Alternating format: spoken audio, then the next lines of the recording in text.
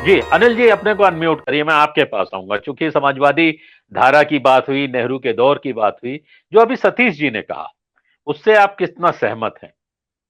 हाँ, ये मैं सहमत हूँ उनसे कि रीओरे मतलब पार्टी अपने को नए ढंग से विचारधारा के हिसाब से रीओरिएंट कर रही है और चेंज कर रही है। और मैं मेरा तो मानना ये है कि कांग्रेस जैसे ही ये यात्रा खत्म होगी तो आप एक नया राहुल गांधी और नई कांग्रेस को पाएंगे भारतीय राजनीति में। और ये इसमें इस कांग्रेस में ये जो है सिर्फ विचारधारा का सवाल नहीं रहेगा, बल्कि आपको ये पता भी चलेगा कि सांगठनिक तौर पर भी कांग्रेस जो है संगठित हुई है। क्योंकि क्या है कि उन्होंने संगठन के स्तर पर राहुल गांधी ने बहुत प्रयास किए, जैसा सतीश जी ने भी कहा, और कई तरह की कोशिशें हुई। लेकिन कांग्रेस जो है, जो 91 के बाद मतलब जो नई आर्थिक नीतियां, जो कि नेहरू, जिसको उन्होंने कहा नेहरूवाद या नेहरू की जो विचारधारा है या सोशलिस्टिक जो आइडियोलॉजी थी, सोशलिज्म की तरफ जाने वाली, उससे अपने को पूरी तरह अलग करके एक नई नई कांग्रेस बन गई थी। जो आप G23 जो है वो उसी का है कि ये सारे प्रोडक्ट उसी के हैं, उदारीकरण की नीतियों के।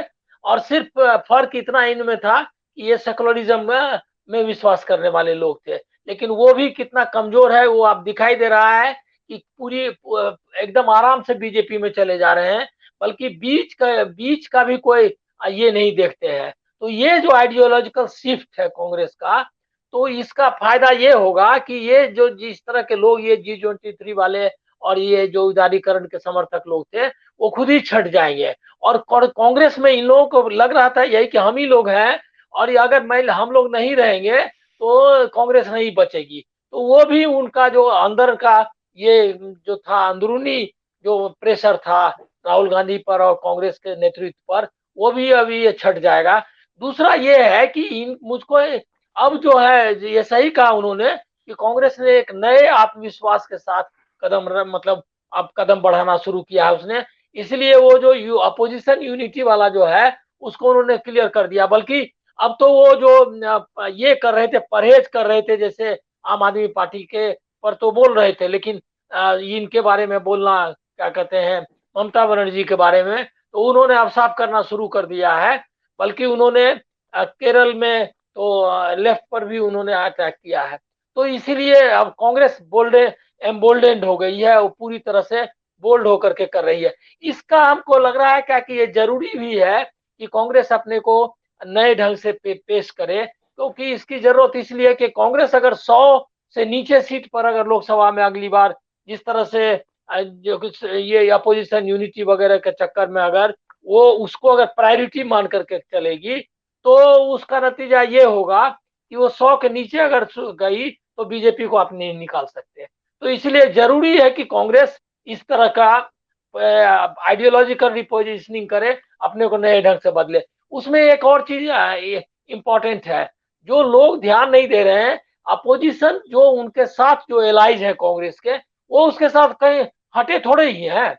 जैसे आरजेडी है या उसके और जो बाकी एलाइज है, जहां जहां वो अलायंस उसका इंटैक्ट है और लंबे समय से इंटैक्ट है। जो नए ढंग जो जुड़ने वाले लोग हैं, जिनमें से ज्यादातर लोग जो है कहीं न कहीं बीजेपी से समझौता करते रहे हैं, वो उससे छटेंगे।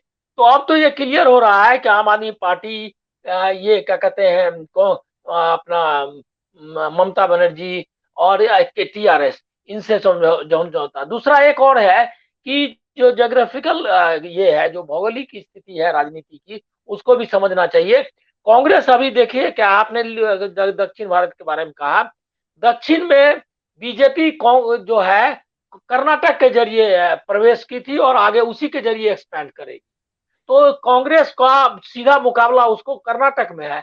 अब यहां से जो यात्रा निकलेगी वो कर्नाटक में आने वाली है, और वहीं आपको असली टकराहट दिखेगी जो दक्षिण भारत में है। दूसरी बात यह है कि दक्षिण भारत में कांग्रेस क्यों गई, ये भी समझना चाहिए।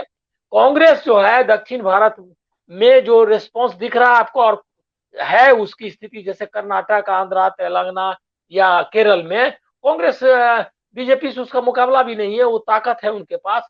और उन्होंने उनको जो ये मतलब यात्रा करने में जो रिस्पांस दिख रहा जी। है, वो दिखाई दे रहा है। लेकिन आपको एक बात मैं कहना चाहूंगा कि ये आप ये मत समझिए कि उनका नॉर्थ को उन्होंने इग्नोर किया है।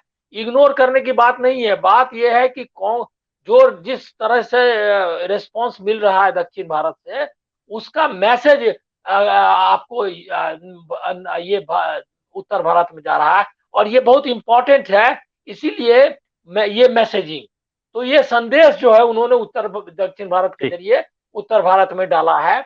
और वहां तो उनका फाइट है ही, जैसे तेलंगाना में उनकी डायरेक्ट फाइट है, मतलब वहां बीजेपी है ही नहीं। कर्नाटक में वो सीधे टकरा रही है और फिर आगे देखेंगे। तो इसीलिए हमको लग रहा है जी क्या कि स्ट्रेटेजिकली कांग्रेस का ये कहना बहुत सही है कि अपोजिशन यूनिटी वगैरह ठीक है, लेकिन हम जो है कांग्रेस को स्ट्रेंथन कर रहे हैं। कांग्रेस में जब तक जी लोगों का भरोसा नहीं आएगा, तब तक आप बीजेपी को केंद्र में नहीं हटा सकते।